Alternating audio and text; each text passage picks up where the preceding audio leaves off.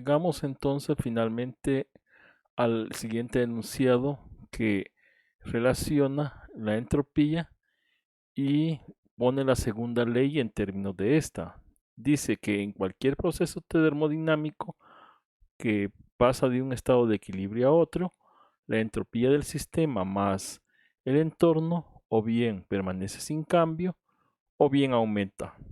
Esto de manera simbólica lo podemos expresar de esta manera, donde este sería el cambio de entropía del sistema y este sería el cambio de entropía del entorno. Entonces el enunciado me dice que la suma de estos dos siempre tiene que ser mayor o igual a cero.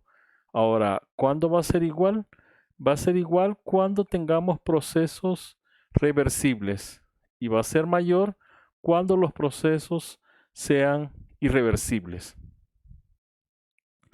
Como lo que habíamos visto en los ejemplos anteriores, donde en el caso del hielo que se derrite ahí teníamos un proceso reversible, entonces ahí era un igual, y en el caso del equilibrio térmico era un proceso irreversible, así que ahí tenía que ser mayor que cero.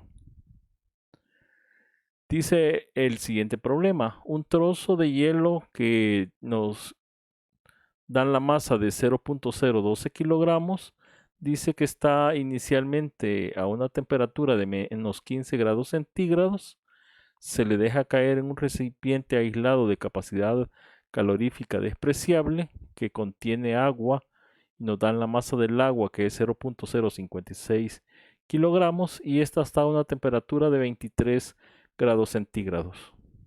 El sistema llega al equilibrio a la temperatura a una temperatura que desconocemos y nos pide que calculemos el cambio total de entropía del sistema más el entorno.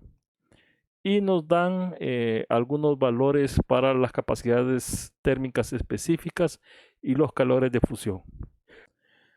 Lo primero que vamos a escribir entonces es la ecuación del calor para un proceso de equilibrio en condiciones adiabáticas. Ya sabemos que si sumo el calor de todos los procesos, esto tiene que ser igual a cero. Entonces, lo primero que va a ocurrir es que el hielo va a pasar de una temperatura inicial hasta 0 grados centígrados. Después que llega a esa temperatura, el hielo se va a fundir y entonces tendríamos que el calor en ese caso sería la masa del hielo por su calor latente de fusión, y después el agua de 0 grados centígrados, el agua del hielo que se ha derretido, llegaría a la temperatura de equilibrio, mientras que tendríamos acá el calor del agua, que se pasaría de su temperatura inicial hasta la temperatura de equilibrio. Entonces aquí estamos asumiendo de que todo el hielo se derrite y llega a una temperatura de equilibrio mayor que 0 grados centígrados.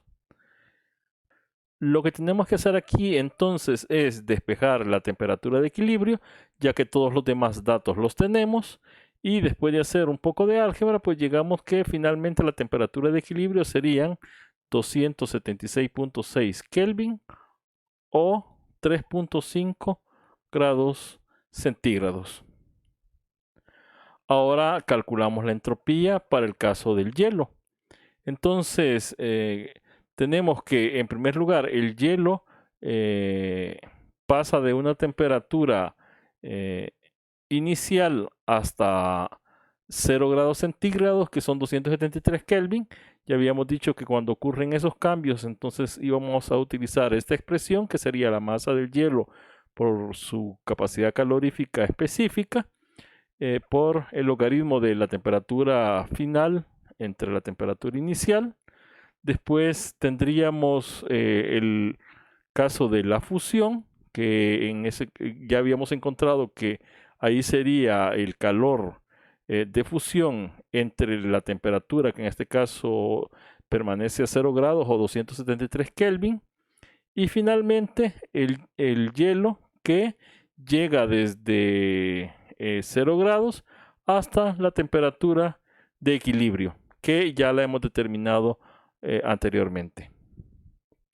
Sustituimos los datos y llegamos que el cambio de entropía en el caso del hielo es de 16.7 joules por Kelvin.